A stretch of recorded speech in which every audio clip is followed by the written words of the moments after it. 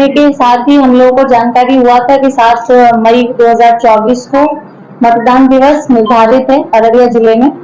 मतदान के संबंध में सभी आवश्यक तैयारियां निर्वाचन कार्यालय द्वारा कर दिया गया है। सभी बूथ हम लोग जानते हैं कि सुबह 7 बजे से लेके शाम के 6 बजे तक मतदान दिवस पर मताधिकार का उपयोग करने हेतु मतदाता आ सकते हैं और बिल्कुल पर्व के वातावरण में हर्षोल्लास के साथ भयमुक्त वातावरण में वो अपने मताधिकार का उपयोग करें। इस तरीके की सभी व्यवस्थाएं की गई हैं ताकि किसी भी मतदाता को कोई कठिनाई नहीं हो। आज की प्रेस ब्रीफिंग का मुख्य उद्देश्य आप सभी को अवगत कराना है कि मतदान से 48 घंटे पूर्व राजनीतिक दलों के लिए, मीडिया कर्मियों के लिए और आम नागरिकों के लिए कुछ दिशा निर्देश है आयोग द्वारा, जिसको हम सभी लोगों को जानना चाहिए ताकि किसी भी प्रकार का आदर्श आचार संहिता का उल्लंघन नहीं हो। आप सभी जानते हैं कि इस परिधि में जो 48 घंटे की अवधि रहती है, इस अवधि में किसी भी अब राजनीतिक प्रचार के कार्यक्रम पर पूर्णतः प्रतिबंध है और इस प्रकार के कोई भी कार्यक्रम का आयोजन किसी भी स्तर पर छोटे या बड़ा की परमिशन नहीं है। इसलिए इन सभी चीजों को राजनीतिक दलों को बचना चाहिए और कोई भी सार्वजनिक सभा या जुलूस नहीं निकाला जाना चाहिए और इसी के साथ साथ जितनी भी निर्वाचन संबंधी बात है उन सबका प्रदर्शन इत्यादि नहीं करना चाहिए। निर्वाचन क्षेत्र के मतदाता जहाँ पर नहीं है वैसे निर्वाचन क्षेत्रों में उपस्थित राजनीतिक कार्यकर्ता, पार्टी कार्यकर्ता, जुलूस कार्यकर्ता, अभियान कार्यकर्ता जो निर्वाचन क्षेत्र से बाहर से लाए गए हैं और उस निर्वाचन क्षेत्र के मतदाता नहीं है, वे निर्वाचन क्षेत्र में उपस्थित नहीं रहेंगे डेफिनेटली, ताकि किसी भी प्रकार की बोगस वोटिंग इत्यादि की जो शिकायतें होती है उसमें भी रोकथाम किया जा सके। मतदान दिवस के दिन अभ्यर्थियों के लिए एक वाहन, निर्वाचन अधिकर्ता के लिए एक वाहन और प्रत्येक वाहनों पर चालकों सहित 5 से अधिक व्यक्तियों को बैठने की अनुमति नहीं दी जाती है और अनुज्ञा पत्र जो जिला निर्वाचन पदाधिकारी से प्रदत्त शक्तियों द्वारा जिसको भी ऑथराइज से निर्गत होगा मात्र वही अनुमान्य किया जाएगा। अन्य किसी भी प्रकार का कोई भी पत्र, पहचान पत्र अगर कोई कैरी कर रहा है तो वो इनवैलिड ही माना जाएगा। इसी प्रकार से हमारे जो मीडिया के बंधु हैं उनकी भी हम लोगों ने आई कार्ड इशू किए हैं। आप सभी लोगों को भी मतदान केंद्र पे जाके मतदान को कवर करने के लिए परमिशन है, प्रोवाइडेड कि मतदान की जो गोपनीयता है उसका कोई भंग नहीं किया जाएगा। नंबर 1। नंबर 2, किसी भी प्रकार का एग्जिट पोल, ओपिनियन पोल आप सभी जानते हैं इस अवधि में पूर्ण रूप से वो प्रतिबंधित है। इसके साथ ही साथ MCMC जो मीडिया सर्टिफिकेशन कमेटी है उसके माध्यम से उसके सर्टिफिकेशन के उपरांत ही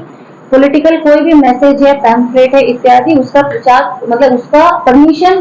प्री वैलिडेशन, प्री सर्टिफिकेशन जरूरी है छापने से पहले और निश्चित रूप से वो सब एक्सपेंडिचर के दायरे में ही आते हैं। आम जनों से आप सभी के माध्यम से पूर्व की भांति हम पुनः अपील करना चाहेंगे कि मतदान दिवस 7 मई 2024 को सुबह 7 बजे से संध्या के 6 बजे तक सभी मतदान केंद्रों पर मतदान कर्मी आपका और जिला प्रशासन आपका स्वागत करने के लिए तत्पर है। हमने प्रयास किया है कि सभी इश्यूड मिनिमम फैसिलिटीज हम अपने मतदान केंद्रों पर सुनिश्चित कर सकें और मुख्य रूप से इस गर्मी के भीषण ग्रीष्म काल के जो अभी चल रहा है गर्मी से बचाव के लिए कुछ एहतियातन कदम भी उठाया गया है। कतारें लंबी अगर हो जाए तो अनावश्यक धूप में नहीं लोगों को रहना पड़े तो जिन परिसरों में शेड लगाने के लिए स्थल उपलब्ध था तो वहां पर एक लीनियर शेड लगाने का निर्देश सभी को दिया गया है और हम लोग इंश्योर करेंगे कि वो ससमय हो जाए।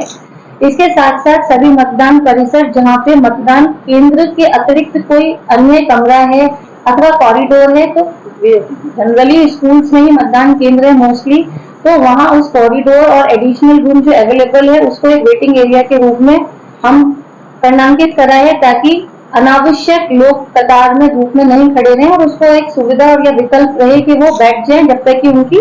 बारी नहीं आ जाती है। आज हम लोगों ने जो मतदान दल की ब्रीफिंग भी की, संयुक्त ब्रीफिंग, उसमें भी हमारे सभी मतदान कर्मियों को स्पेशली इस बिंदु पर निर्देशित किया गया है कि हमारे जितने भी मतदाता आए उनको एक अच्छे अनुभव की प्राप्ति हो मतदान केंद्र पे, ताकि वो और लोगों को भी प्रेरित करें और सभी लोग प्रेरणा लेते हुए ज्यादा से ज्यादा संख्या में अररिया पार्लियामेंट्री निर्वाचन क्षेत्र के जो भी मतदाता हैं वो आए और अपने मताधिकार का उपयोग करें। इसके साथ साथ ही मतदान केंद्रों पर पीने के पानी की व्यवस्था और जनरली पोलिंग पार्टी के साथ एक मेडिकल किट दी जाती है। इस मतलब गर्मी के मौसम को देखते हुए जो हमारे मतदाता हैं उनको भी हेल्प करने के लिए या उनके लिए भी हम लोगों ने पैरामेडिकल स्टाफ की प्रतिनियुक्ति भी पोलिंग स्टेशन पे की है, जिनके पास सभी दवाइयां जो उपयोगी दवाइयां हैं उसका किट भी उपलब्ध कराया गया है, ताकि अगर कोई मेडिकल इमरजेंसी या कंटिजेंसी आ जाती है पोलिंग स्टेशन पे उसका भी निराकरण हो सके।